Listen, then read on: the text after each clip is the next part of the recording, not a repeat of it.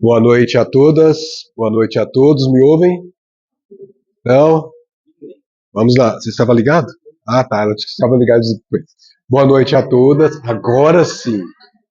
Vê que felicidade quando a gente consegue alguma coisa? Isso que é alegria, né, gente? Mas, infelizmente, nós tivemos um problema de relacionamento entre aquele rapaz e este aqui. Não quiseram se conversar de modo algum, e nós vamos, na próxima encarnação, fazer eles nascendo juntos para que eles não tenham mais problema de se aceitarem mutuamente. Então, vou pedir a bênção de vocês concordarem de eu ficar aqui sentado nessa posição para poder seguir o roteiro que eu elaborei, que é muito importante para nossas considerações que nós faremos aqui. Tudo bem? Muito obrigado, gente. O nosso título da nossa palestra hoje é Dívidas e Resgates, em busca da paz interior. E nós queremos examinar esse tema com os olhos do Espiritismo para compreender muitas coisas que nós não compreendemos quando não temos esse olho que a gente busca no Espiritismo. O André Luiz, no livro Ação e Reação, que é um livro que nós recomendamos para todas e todos que estão aqui estudarem, não é ler, é estudar, porque ele vai ensinar-nos como é que funciona a lei de causa e efeito. Apesar dele ter usado o termo ação e reação como título do seu livro, ao longo do texto, ele vai escrever praticamente ação e reação trocado por causa e efeito. Mas, de qualquer forma, as duas coisas têm quase a mesma significação. E ele diz, em uma parte do seu livro, uma frase que é para a gente refletir. Ele diz assim: a ação do mal pode ser rápida, mas ninguém sabe quanto tempo exigirá o serviço da reação. Então eu faço alguma coisa hoje e que eu não sei quanto tempo eu vou precisar para poder aquela ação daquele momento de hoje repercuta em minha vida. É semelhante a algo assim: você planta um pé de couve, umas florzinhas lá de couve, você vai colher couve em 3 meses, 4 meses, estou certo? 6 meses. Planta um de jabuticaba, se eu já tiver na minha idade, capaz já de não colher jabuticaba nessa encarnação. Ou seja, dependendo do tipo de plantio que você faz, você pode colher nesta encarnação, a couve, você pode colher na outra. Nós não sabemos o que acontece depois que o mal foi lançado, nós não sabemos o tempo que nós precisaremos para poder reajustá-lo em nossa intimidade. E é nesse sentido que nós vamos começar nosso encontro. Porque Jesus disse assim: ai do mundo por causa dos escândalos. Escândalos, tudo que é em forma contrária à lei de Deus. Pois é necessário que venham escândalos. Por que é necessário? Porque nós estamos no mundo de expiações e provas, onde nós temos livre-arbítrio. E vamos lembrar, o nosso livre-arbítrio é inviolável. O Pai, Jesus, os nossos benfeitores, eles não violentam nossas consciências. Eles deixam-nos decidir. Mas sabemos nós que existe, após essa decisão, uma lei que chama lei de causa e efeito. Ninguém é obrigado a semear, mas uma vez semeado, será obrigado a colher. Então, a responsabilidade da semeadura é nossa. A liberdade para semear também é nossa. E vamos lembrar que à medida que nós vamos amadurecendo, nós vamos diminuindo os escândalos que nós nos envolvemos. Por quê? Porque nós vamos tendo repetidas experiências que vão amadurecendo o nosso psiquismo, e isso vai como se fosse vacinando-nos em certas situações. Por isso que Paulo diz que chega um determinado momento da nossa vida que nós dizemos assim: tudo posso, mas nem tudo me convém. Então a gente passa a ter ponderação muito maior do que quando a gente faz as experiências pelas primeiras vezes. Mas ainda neste mundo de expiações e provas, o escândalo ainda é necessário, disse Jesus. Mas ai do homem, ai da criatura, por quem o escândalo venha. Aí é que é o ponto. Teremos a liberdade para decidir, mas ai daquele que decide em contrariedade com a lei divina. Como assim contrariedade com a lei divina, Max? O que é a lei divina? Podemos sintetizá-la como Jesus diz: amar a Deus sobre todas as coisas e ao próximo como a ti mesmo. Toda a lei e os profetas estão contidos nesses 2 mandamentos, disse Jesus. Então, o que o Pai espera de nós é que nos amemos uns aos outros. Não tem mais nada para ser feito além disso. Nada mais, né, Max? Amar um ao outro aqui dá um trabalho ainda, né? Tem gente que a gente não consegue nem mesmo deixar de ter animosidade, quanto mais amor, né? Esse mundo de expiações e prova tem essas características. As pessoas são orgulhosas, envaidecidas, e elas às vezes não falam com fulano ou ciclano porque não se dá bem, não gosta, meu santo não bate com o dele, como dizem eles. Nós vamos ter que aprender a olhar todos os ciclanos e todos os fulanos como se fôssemos nós mesmos projetados nele. Nesse momento, nós amaremos uns aos outros como Jesus nos amou. A pergunta que nós fazemos então é: se estamos no mundo de expiações e provas, se vamos ter a liberdade para escolher, e seguramente às vezes vamos seguir os nossos caprichos e não a vontade do Pai, vamos, em alguns momentos de nossas existências, e em várias delas, desviar o caminho. A pergunta é: como é que eu faço para quitar com a lei divina quando eu me desvio? Essa é a pergunta que nós precisamos compreender para saber que o Pai, além de ser de justiça, é muito mais do que isso. É um Pai de misericórdia. Ele permite que o filho reajuste-se com a lei, e se o filho for dócil, ele se reajusta com a lei de forma suave. Foi ele que disse: o meu jugo é suave e o meu fardo é leve. Então, se você vai a Jesus, se você segue os ensinamentos dele, as leis dele, você pode ter certeza que se você plantou o que não convém lá atrás, você terá como suavizar a colheita áspera hoje. E não é por acaso que nós aprendemos que o amor cobre a multidão de pecados. Então nós temos duas maneiras de quitar. Uma é se nós estivermos, obviamente, querendo colocar-nos só no campo da justiça. E a outra é se nós quisermos nos colocar no campo da justiça e da misericórdia. Ou seja, fazer ao contrário do que eu fiz antes. Se eu fiz o mal, eu preciso fazer o bem. É mais ou menos como funciona na matemática. O menos um é anulado pelo mais um. Toda vez que eu lanço algo que é contrário à lei divina, eu preciso lançar outro tanto, na mesma proporção, que é em acordo com a lei divina, de modo que um e o outro se anule. Então, nesse sentido, eu não precisaria sofrer em mim exatamente o que eu fiz, por exemplo, outra pessoa sofrer. Essas duas maneiras de quitar a gente tem disponível. É uma questão de escolha. Errar faz parte do processo evolutivo. Errar continuadamente e consciente de que está errando já é escolha. E cada um de nós sabe quando está errando. Como assim sabe quando está errando, Marcos? É muito simples.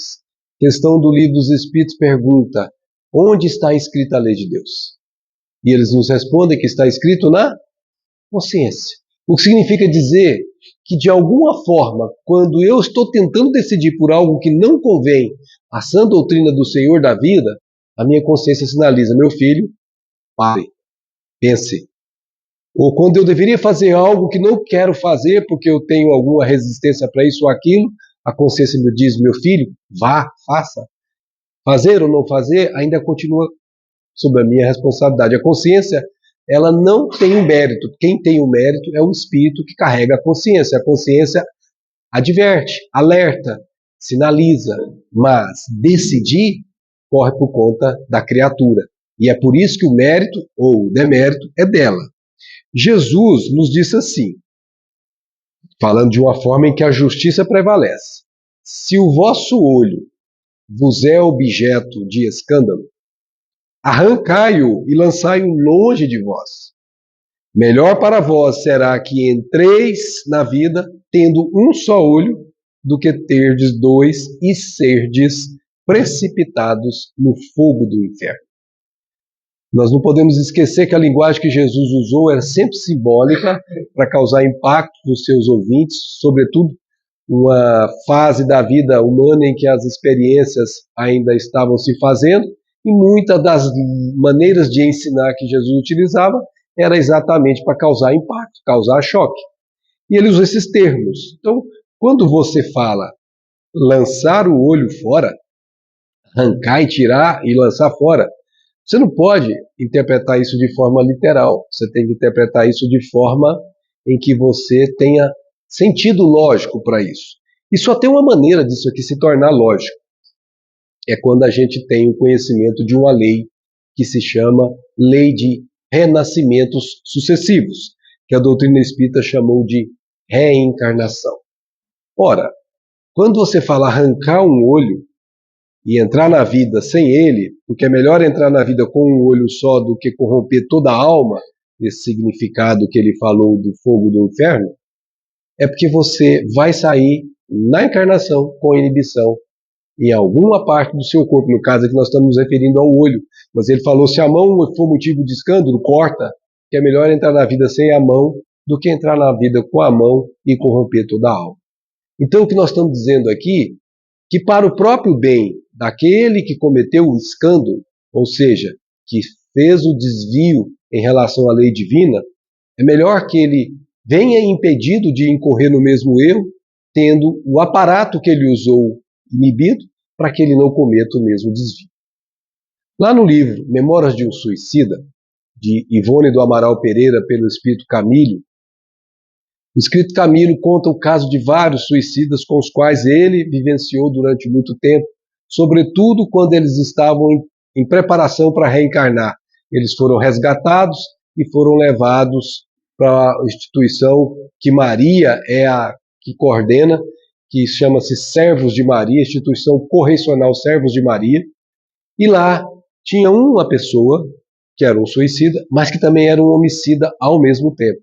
Ele tinha um amante, se não me fala o nome dele, fala a memória, o nome dele é Silveira, ele tinha um amante, era casado, mas tinha um amante, e a amante resolveu abandoná-lo por outro, e ele não aceitou. E não aceitando, usou as mãos para enforcá-la, matando-a, e ele depois lançou a corda no caibro daquela casa humilde que ele sustentava para aquela amante e se suicidou. Pouco antes de reencarnar, ele mesmo já não via as mãos perispirituais, ainda que os companheiros estavam vendo as mãos. Com o aproximar-se do momento da reencarnação, nem mesmo os companheiros viam as mãos dele no corpo espiritual. Elas simplesmente desapareceram, porque houve uma inibição que ele próprio instituiu em si mesmo, que se chama complexo de culpa, remorso, que faz com que ele evite que aquilo se repita. E coincidentemente, ou não, ele vai reencarnar. Adivinha quem vai ser a mãe dele? Aquela própria que ele houvera assassinado. E eles vão fazer uma visita, porque todos aqueles que saímos de colônias, eles nos acompanham quando nós estamos aqui. Vão fazer uma visita quando ele tinha 3 anos e encontra um menininho sem as 2 mãos, deitado numa cama humilde. E era exatamente ele, aquele espírito, que tinha tido a mão como motivo de escândalo. Nós estamos dando 2 exemplos que Jesus se utilizou aqui no seu evangelho. Mas toda inibição ou todo problema que a gente traz tem matrizes anteriores que são reflexos que agora nós estamos experimentando. E nós vamos falar um pouquinho disso, porque Emmanuel diz assim, o caminho que iniciamos em determinada existência é o prolongamento dos caminhos que percorremos naquelas existências que a precederam, que vieram antes dessa. Em outras palavras, não há solução de continuidade, não há interrupção. Você tem intervalos entre encarnação e outra encarnação, mas você sempre continua do ponto onde você estava. A linha chamada linha da evolução, ela segue o seu curso, independentemente se você está no mundo espiritual ou você está aqui fazendo essas trocas. Você sempre vai continuar na sequência daquilo que você parou. Então, quando você perde o corpo, morreu, na linguagem humana, você vai reinsetar isso na outra encarnação, naquele ponto que você parou. E continua assim. Por isso ele disse que o nosso berço no mundo, aqui na Terra, é o retrato exato das nossas necessidades. Em outras palavras, ninguém nasce num berço de ouro ou num berço humilde, ninguém nasce nesse berço com problemas ou com saúde, por acaso.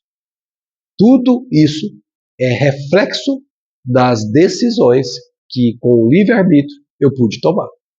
Então todas as nossas decisões, todas as nossas escolhas têm consequências. Esse é o ponto mais importante da vida. A gente tem que pensar muito, ponderar muito antes de decidir sobre o que fazer nesse ou naquele setor da vida, porque teremos reflexos. Uns são óbvios aqui no mundo material, outros nem tanto são no mundo espiritual. A gente só vai percebê-los quando a gente estiver sentindo-os em nós. Por isso, os benfeitores nos ensinam que, isso lá no livro Ação e Reação que nós recomendamos, no vaso da carne, ou seja, no corpo de carne, a planta da existência, olha a linguagem que André Luiz usa, a planta da existência se desenvolve, floresce e frutifica. Toda vez que você reencarna, ele está comparando aqui com uma planta que está se desenvolvendo, florescendo e frutificando. A morte fisiológica, portanto não se mata o espírito, se mata o corpo, realiza a grande ceifa, a grande colheita. E aí ele diz assim, no mundo espiritual temos, desse modo, a seleção natural dos frutos. Que frutos? As escolhas que eu fiz aqui, eu vou ter a seleção natural desses resultados do mundo espiritual. E lá eu vou fazer a avaliação do que eu fiz.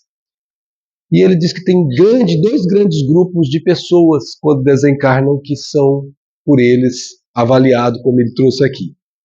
Os raros, foi ele que disse, André Luiz, os raros que se mostram aprimorados são conduzidos à lavoura da luz divina, nos planos celestiais para mais ampla ascensão ao grande futuro.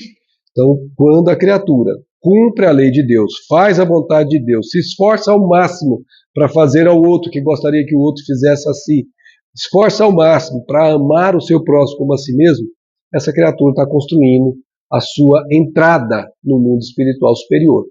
Mas ele diz que a massa esmagadora, isso é a aferição do André Luiz, que estava no mundo espiritual, a massa esmagadora dos que chegam, está falando dos frutos, deteriorados ou imperfeitos, estaciona nos celeiros de sombra das regiões inferiores, à espera de novo plantio nas leiras do mundo. Traduzindo, ele vai parar numa região umbralina qualquer, aguardando uma nova encarnação. E essa encarnação necessita ele para se reajustar e nesse novo plantio de oportunidades produzir novos frutos. Então aqui, André Luiz traz para nós uma visão dessa ceifa, dessa colheita. A gente pode plantar, mas a colheita vai ser necessariamente obrigatória, não temos como fugir dela. Então nós podemos dizer que na maioria deste planeta de expiações e provas, as reencarnações são de resgates, são de dívidas e resgates. Pessoas que vêm aqui, primeiro, para ajustar-se com a consciência cósmica naquilo que está se constrangendo intimamente. E segundo, para conquistas novas que precisa fazer para chegar ao Pai de onde veio. São os dois vieses. Quitar-se diante da consciência e conquistar-se, fazer aquisições espirituais novas. E as duas coisas caminham juntas normalmente. Nós vamos resgatando e vamos fazendo a ascensão espiritual pouco a pouco. André Luiz, nesse livro, daí porque nós colocamos como uma recomendação, ele apresenta vários casos que ele estudou profundamente lá no mundo espiritual, partindo aqui do mundo físico. Lá no mundo espiritual as pessoas fizeram os seus planejamentos reencarnatórios, vieram para o mundo físico e eles estudaram todos esses que estavam aqui e foram fazendo análises de cada um deles, dando apoio quando pediam, mas nunca interferindo nas decisões. Então ele apresenta casos que são especialmente importantes para a gente entender. Primeiro caso está no capítulo 12, ele chama de dívida agravada. É um caso de Marina, Jorge e Zilda, que vêm habitar o mesmo lar. Por que é agravado? Porque além de não reparar o passado, de novo, o livre-arbítrio continua nas mãos de cada um de nós. Ele toma decisões que pioram a situação, fazendo com que quando ele retorna, ao invés de produzir frutos melhores, ele vai produzir frutos ainda mais deteriorados. Então esse caso do capítulo 12 é um caso típico, e quando eu li, e vendo assim a imagem das minhas observações ao longo desses 62 anos de vida que eu tenho, deu para ver que é muita gente que tem um caso semelhante a essa dívida gravada aqui. Perdão, minha garganta está um pouco prejudicada, pessoal.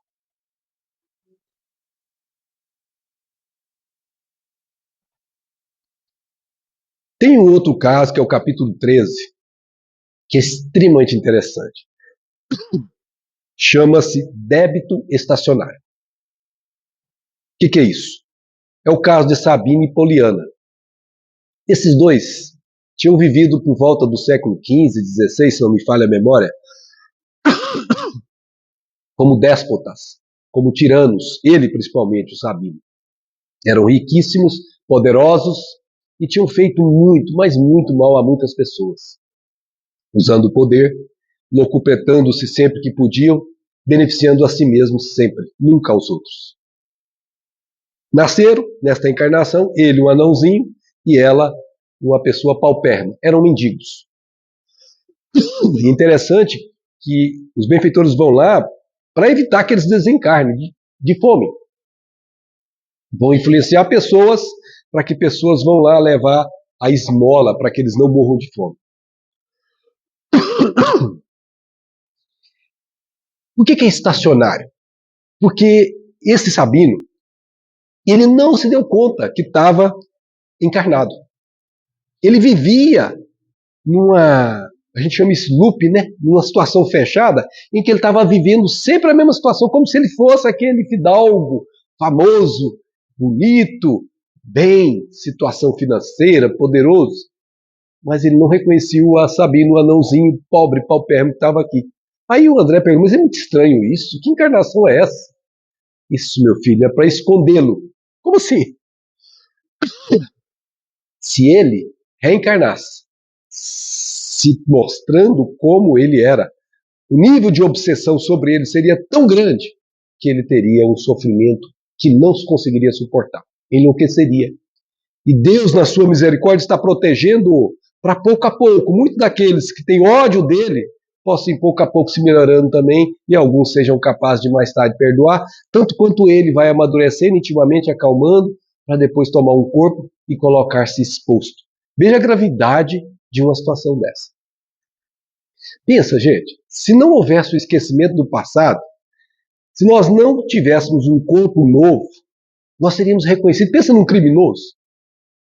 Pensa numa pessoa que você tem uma humanidade toda com raiva, com ódio dela, como esses grandes assassinos da humanidade. Esse sujeito não teria piedade, teria nenhuma chance de viver se ele não se escondesse em novo corpo. É o caso, sabemos.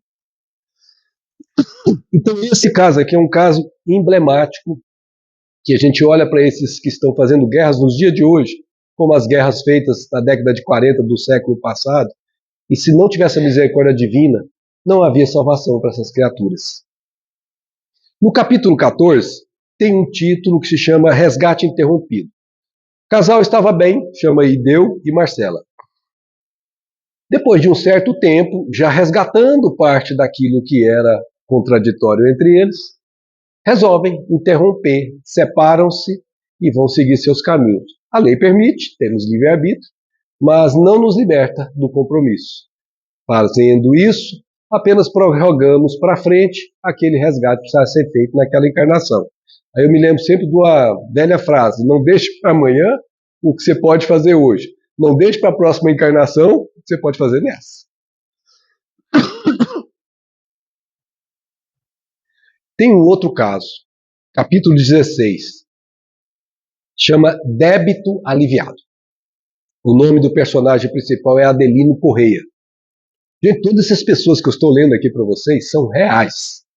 Todas. Não tem aqui nenhuma criação, tudo real.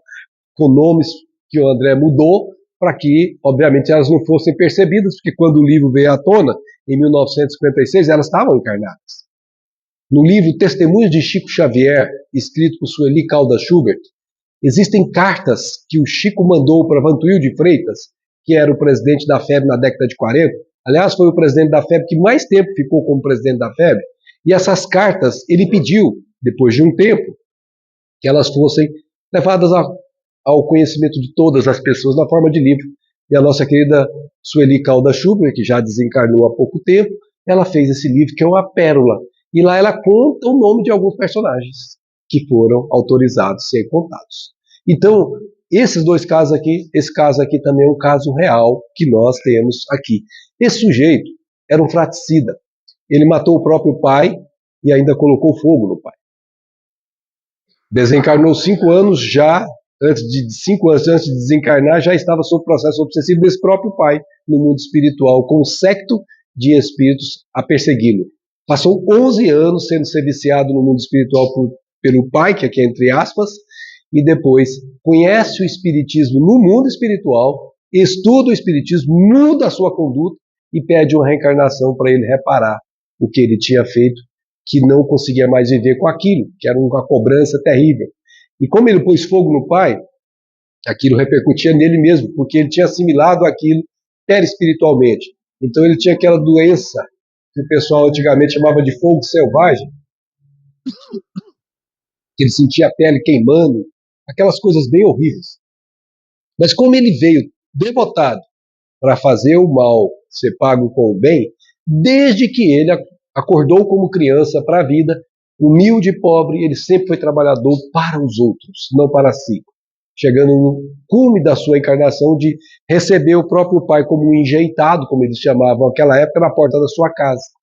E ali cumprir a sua jornada. Se ele não tivesse feito isso, André Luiz foi informado pelo benfeitor que ele iria ficar impedido até mesmo de se movimentar e experimentar dores horrorosas ao longo dessa encarnação. No entanto, por que foi chamado débito aliviado? Ele tinha 2, 3 dias no mês, no máximo, em que ele experimentava algum desconforto, mas que não impedia de trabalhar pelo bem que ele fez. O amor cobrindo a multidão de pecados. Esse é outro caso em que nós conhecemos que mostra a realidade de alguém que quer se modificar. O capítulo 17, nós escolhemos aqui para poder falar um pouquinho dele, pouco mais, e tomamos a liberdade, pedimos a permissão, para não perder aqui a essência do capítulo, de lê-lo. É o capítulo chamado Dívida Expirante, quando a criatura quita o débito que ela contraiu em determinada encarnação. O nome do personagem é Léo, nesta encarnação presente. Eles vão visitar o André Luiz com os benfeitores numa determinada enfermaria de um hospital público, bem pobre. Encontra lá um rapaz relativamente novo, com tuberculose, provavelmente pelo que descreve aqui no texto o André. E ele já estava para desencarnar, muito perto de desencarnar. E o André Luiz, através daquela influência espiritual, ausculta mentalmente ele, perguntando para ele: sabe você, Léo, que deixará o corpo em breves horas? E o André Luiz falou isso no ouvido acústico dele, né, na alma dele, e ele diz assim: o interpelado, crendo raciocinar por si mesmo, registrou-me a inquirição, palavra por palavra, qual se fossem transmitidas ao cérebro por fios invisíveis, como se conversasse a sós consigo. Isso é influência espiritual. Lembra da questão 429? Influencia os espíritos nossos pensamentos e atos? De ordinário, são eles que nos conduzem. Ele pensou que estava raciocinando por si mesmo, mas não estava. A gente começa a pensar numa coisa e a gente não sabe por que começou a pensar naquela coisa. Às vezes foi provocada do lado de fora do mundo espiritual. E aí Léo começa, como se estivesse conversando consigo mesmo, revelar a história dele. Dizendo assim: meus pais partiram para o túmulo quando eu era simplesmente um jovem enfermo. Veja que já chega na Terra com problemas. Separado de minha mãe, vi-me entregue aos desajustes orgânicos. Tinha problemas de saúde, desde cedo. Logo após, meu irmão Henrique não hesitou em declarar-me incapaz. Então ele tinha um irmão que provavelmente não gostava dele. Por direito à herança, cabiam-lhe grandes bens. Contudo, prevalecendo-se do meu infortúnio, o irmão obteve da justiça, com o próprio consentimento dele, a documentação com que se fazia tutor do Léo. Bastou, porém, a consecução dessa medida para que se transformasse para mim num verdugo cruel. Ele se apossou dos recursos monetários, aquele irmão, de irmão não tinha nada. Apossou-se-me de todos os recursos, internou-me num hospício em que amarguei longos anos de isolamento. Quando algo melhorado, Fui constrangido a deixar o manicômio, recorri-lhe à porta, mas expulsou-me sem compaixão. Fiquei apavorado e vencido. Contando para si mesmo, mas na verdade para André, a história. Envergonhado, busquei outros climas.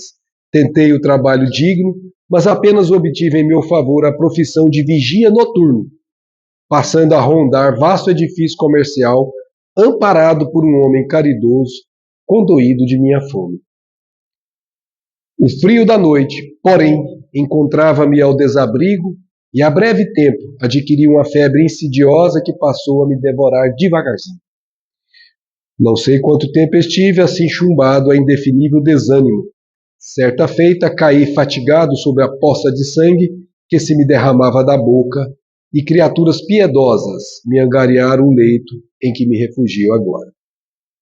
Você olha para uma história dessa, você fala, mas cadê a bondade de Deus? Como é que uma criatura nasce pobre, nasce já com órfã, praticamente órfã, poucos anos órfã, sem recurso porque o irmão se apropria de tudo, tem dificuldades mentais pelo jeito, que foi internado, e depois arruma um serviço que alguém lhe dá, em que ele, de alguma forma, tem predisposição a esse problema que ele assimilou da tuberculose, porque senão ele não ficaria tuberculoso, porque tem pessoas que ficam no sereno e não ficam tuberculose. Então, há que ter predisposição.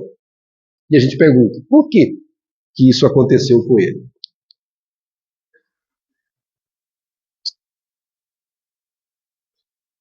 E aí, o benfeitor, que André Luiz acompanhava, vai falar dos antecedentes dele. Gente, eu quase morri esses dias, porque lá na Comunhão Espírita de Brasília, onde a gente trabalha no trabalho junto aos pais da evangelização, como a gente lida com, de alguma forma, indireta ou diretamente com crianças, a comunhão, por força da lei, está pedindo os antecedentes criminais. Você tem que tirar na Polícia Civil. Eu falei, só dessa encarnação? Porque se for só dessa, tá tudo bem. Se pedir lá de trás, não vai dar, não. Porque tem tantos crimes lá atrás que eu não sei como fazer. Então, aqui, se você olhar a ficha do indivíduo, antes dessa encarnação, você tem uma outra imagem daquele indivíduo. André Luiz pergunta para o benfeitor, tendo ouvido a história do Léo. Em que ponto será lícito, será justo considerar a presente desencarnação de Léo como um débito expirante? Quitou. Não tem mais nada com relação à consciência cósmica.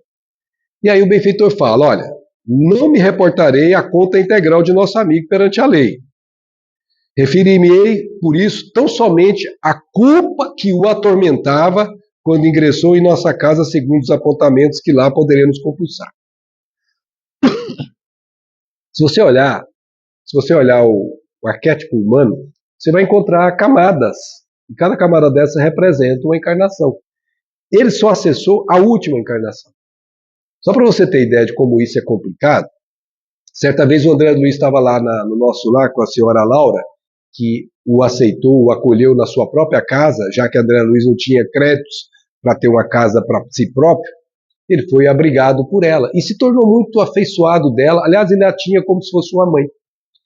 E a senhora Laura ficou tão íntima dele, no sentido dele fazer as perguntas de aprendizado, que um dia ela perguntou, mas a senhora é tão boa, a senhora não precisa mais reencarnar não, né? Ela sorriu para ele e falou, meu filho, um dia eu pensei assim, me levaram para o departamento de reencarnação.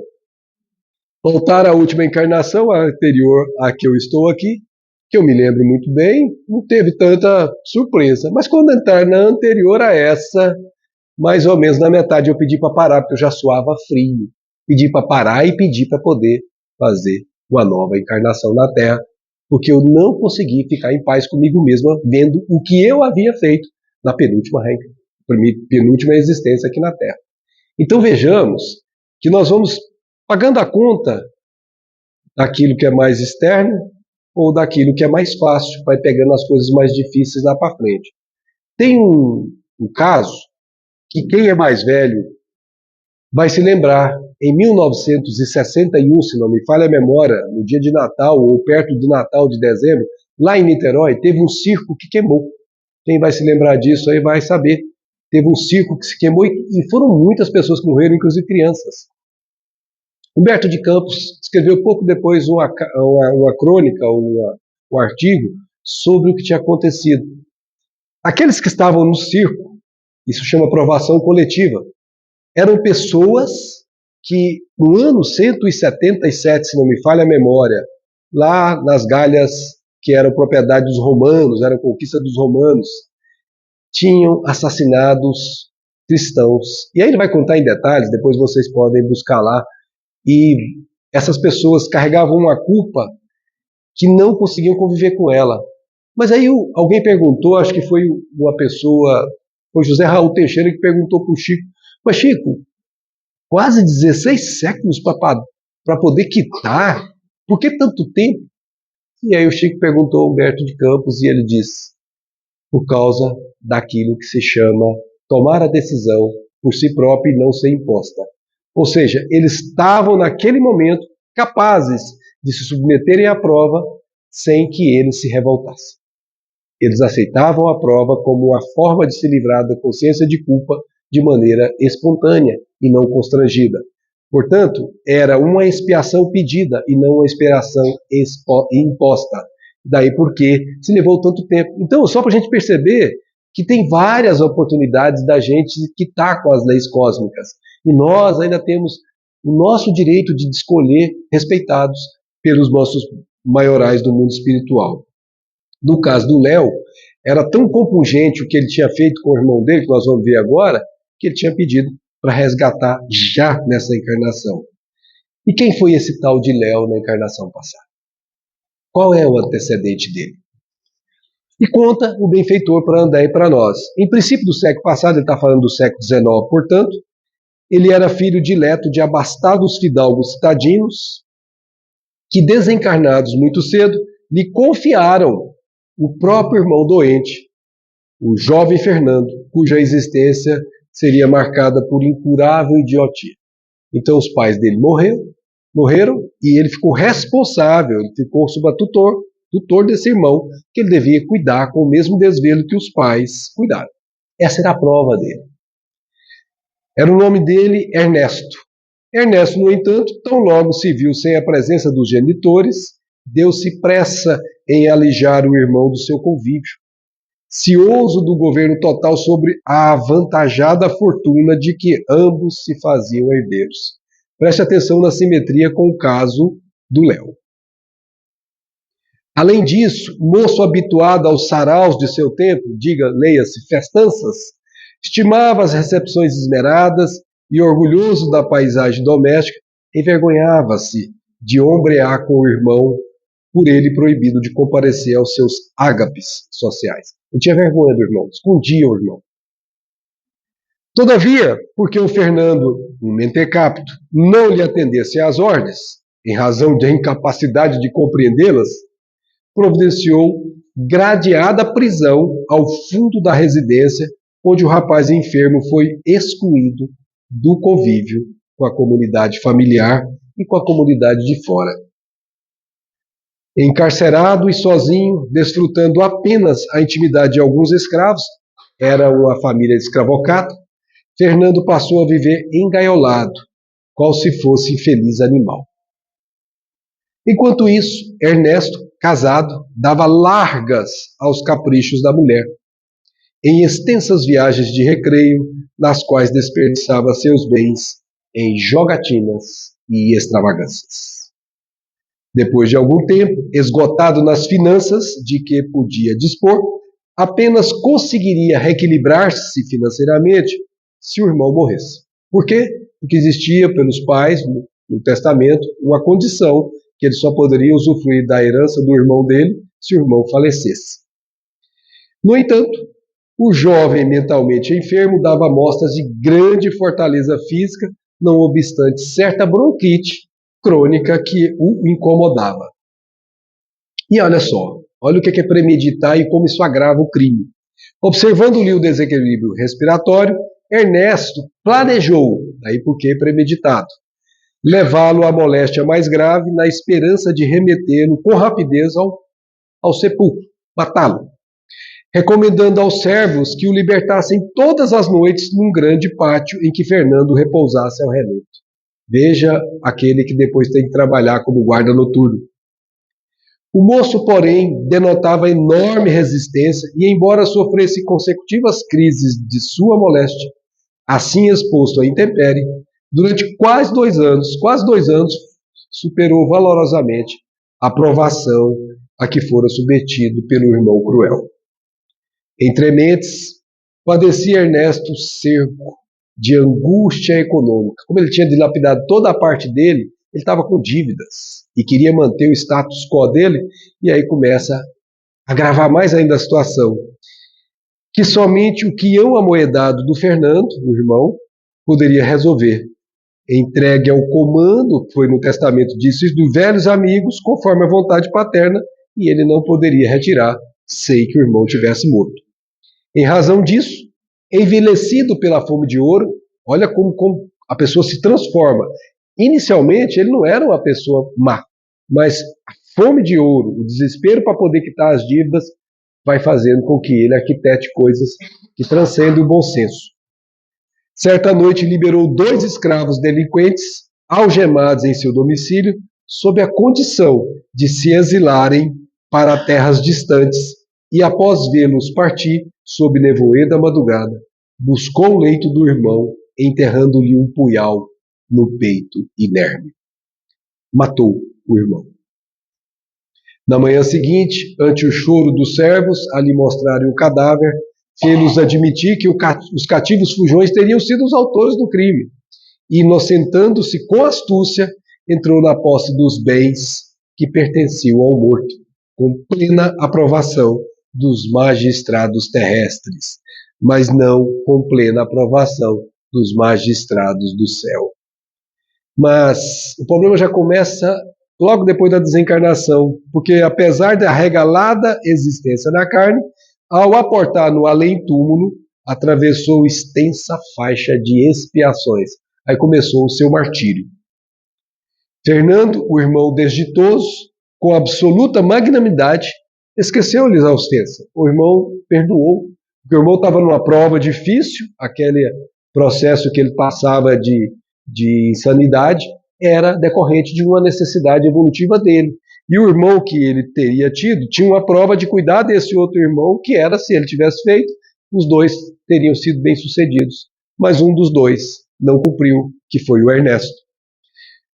Vergastado pelos remorsos, porque quando chegou do lado de lá, a gente deixa o corpo de carne, aí as coisas que a gente fez, elas ficam muito evidentes. E a gente não consegue viver com o que fez, porque esse tal do remorso vergasta, bate na gente com tal força que a gente não consegue viver com o que fez.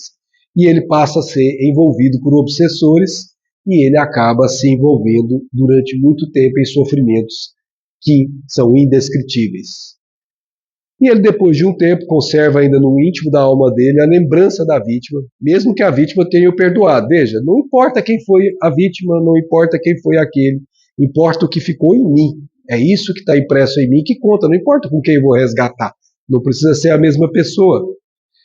E essa chamada percussão mental, ou seja, como se fossem marteladas na cabeça, gerou, obviamente, problemas no perispírito dele, desorganização orgânicas, que vão pouco a pouco manifestar no corpo físico daquela criancinha frágil, propensa a qualquer situação de, vamos dizer assim, de contrair uma doença ou outra, porque traz a matriz afetada. E ele ficou vários tempos ainda antes de ser recolhido pelos benfeitores que o levaram para o reajuste preciso. Não obstante recuperado, a reminiscência do crime absorvia o espírito de tal sorte que, para o retorno à marcha evolutiva, presta atenção nessa palavra, no momento em que ele tomou a decisão, quando os pais morreram, de começar a separar o irmão, daquele momento ele rompeu com o plano dele, e ali ele parou de evoluir. Naquele momento ele parou o processo natural de evolução dele e começou a fazer o que se chama estabilizar naquele processo com acúmulo de crimes. E aí, como isso ele complicou-se, ele queria voltar a esse ponto de partida, e só tinha uma maneira. Implorou, não é pediu, é implorou o regresso à carne, a fim de experimentar a mesma vergonha, a mesma penúria e as mesmas provas por ele infligidas ao irmão indefeso, pacificando. Por isso que É busca da paz íntima esse processo de resgate, pacificando desse modo a consciência intranquila. É muito difícil, gente, de viver com a consciência intranquila. Mas cedo ou mais tarde, a gente falece nas nossas forças. Nova encarnação de resgate e de redenção para esse jovem Fernando. Amparado em seus propósitos de resgate por eminentes instrutores, tornou ao campo físico, carregando na própria alma os desequilíbrios que assimilou além do sepulcro, com os quais renasceu alienado mental, como o próprio Fernando no passado recente, tendo amargado na posição de Léo todos os infortúnios por ele impostos ao irmão debilitado e infeliz. A simetria no caso desses dois aqui foi perfeita. Tudo que ele fez, o outro passar, ele passou.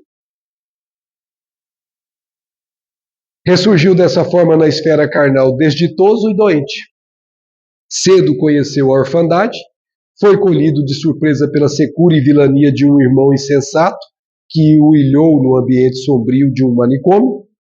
E nesse caso, esse irmão passou pelo mesmo erro dele, tinha a oportunidade de auxiliar e ele teria outra maneira de ressarcir isso, e o irmão também cometeu o mesmo deslize dele, comprometendo-se também perante a lei. De novo, a nossa consciência jamais é violentada, o nosso livre-arbítrio é inviolável. Os benfeitores nos deixam decidir, aconselham, mas se ainda assim nós quisermos permanecer no crime, eles vão ficar tristes, mas não podem evitar as nossas decisões. E esse irmão cometeu o mesmo erro dele, e para não faltar particularidade alguma quanto o benfeitor ao quadro expiatório, padeceu como guarda noturno o frio e os temporais a que expusera o pobre irmão Fernando. Entretanto, ele tinha valores. Pela humildade e paciência com que tem sabido aceitar os golpes reparadores, ele não se revoltou. Pelo contrário, do remorso ele transformou em arrependimento. Qual a diferença entre um e outro? Remorso você fica no círculo vicioso. Arrependimento você sabe que errou, mas você vê como solucionar. Isso depende do seu esforço para isso. E ele conquistou a felicidade de encerrar em definitivo o débito a que nos reportamos. Não significa que ele não tenha débitos em outras encarnações, mas aquele débito quitou. E aí tem uma frase que Jesus disse a Pedro, quando Pedro cortou a orelha do Malco, aquele soldado que vinha prender Jesus. Quem com ferro fere, com ferro será ferido. Foi o que Jesus disse para Pedro: embainha tua espada. Qual Fernando, que desencarnou com o tórax perfurado por uma lâmina assassina, Léo, igualmente se despede do corpo com os pulmões em frangalhos. Contudo, pelo procedimento correto que adotou perante a lei, atravessa o mesmo suplício, mas no leito, sem escândalos destrutivos, não precisou que outro fizesse isso com ele, embora esteja vertendo o próprio sangue pela boca, da mesma maneira que o irmãozinho apunhalado verteu. Qual a diferença? Cumpre-se o aresto da justiça apenas com a diferença de que, em vez do ferro, da lâmina, temos aqui batalhões de bacilos assassinos, fazendo com que a lei de justiça funcione por si mesma. Não é preciso que nós cumpramos no outro. A própria lei se encarrega disso. E para nós termos muita consciência das nossas realidades de habitantes de um planeta de expiações e provas, André Luiz diz assim: quando a nossa dor não gera novas dores e nossa aflição não cria aflições naqueles que nos rodeiam, quando isso acontece, nossa dívida está em processo de encerramento. Quando você tem alguém que é revoltado, rebelde, que está sempre de mau humor, você pode ter certeza que ele não está no processo de encerramento da dívida. Para nós fazermos algumas reflexões e encerrarmos. Como devemos ou como podemos nos harmonizar com a lei divina? Allan Kardec estuda esse tema dizendo assim: arrependimento, expiação e reparação. São as três condições necessárias para apagar os traços de uma falta e de suas consequências. O arrependimento suaviza as dores da expiação, abrindo pela esperança o caminho da reabilitação. O sujeito vê lá no fim do túnel saída. Só a reparação, contudo, pode anular o efeito, destruindo-lhe a causa. O arrependimento pode dar-se por toda parte e em qualquer tempo. Se for tardio, se demorar muito, o culpado sofrerá por muito mais tempo. Aqui a palavra é exatamente culpado mesmo, porque é o processo da culpa que está levando a essa situação. A expiação consiste nos sofrimentos físicos e morais, que são consequência da falta cometida. Então a repercussão no orgânico e a repercussão lá no íntimo da nossa alma deflui das nossas ações que o complexo de culpa instalou em nós. A reparação, por sua vez, consiste em fazer o bem a quem se havia feito mal, o que ele não fez nesta encarnação. Ele ainda vai ter outra encarnação, que ele só zerou a conta, em que ele vai ter que fazer o bem pelo bem. Ele vai ter que ter uma nova encarnação em que a mesma semelhante situação, que um irmão seja colocado e que ele cuide como se fosse o próprio pai desse irmão. Partirá de um novo ponto, mas vacinado pela experiência anterior. E a reparação que a gente faz é o que realmente faz a paz instalar-se em nós. E refletemos com essa frase de André Luiz. Se soubermos suar no trabalho honesto, não precisaremos suar e chorar no resgate justo. Se soubermos suar no trabalho honesto, não precisaremos suar e chorar no resgate justo. Pensa nisso. Como disse Jesus, se não quisermos ter que nada resgatar, façamos aos homens o que nós gostaríamos que os homens nos fizessem. Ou mais do que isso, disse ele um pouco antes de ir embora, um último mandamento eu vos deixo, o último, que vos ameis uns aos outros, como eu vos amei. Já não é mais impessoal, ao próximo como a si mesmo. Você tem uma referência. Jesus Cristo é a referência, é o guia, é o êmulo, é o modelo que nós precisamos espelhar para tentar conseguir fazer como ele nos ensinou para fazer. Só assim, esse mundo deixa de ser de expiações e provas para ser um mundo de felicidades, que é o que nós precisamos construir, cada um de nós, para que o mundo todo repercuta-nos a individualidade no coletivo. Muito obrigado por sua atenção, muita paz, muito obrigado.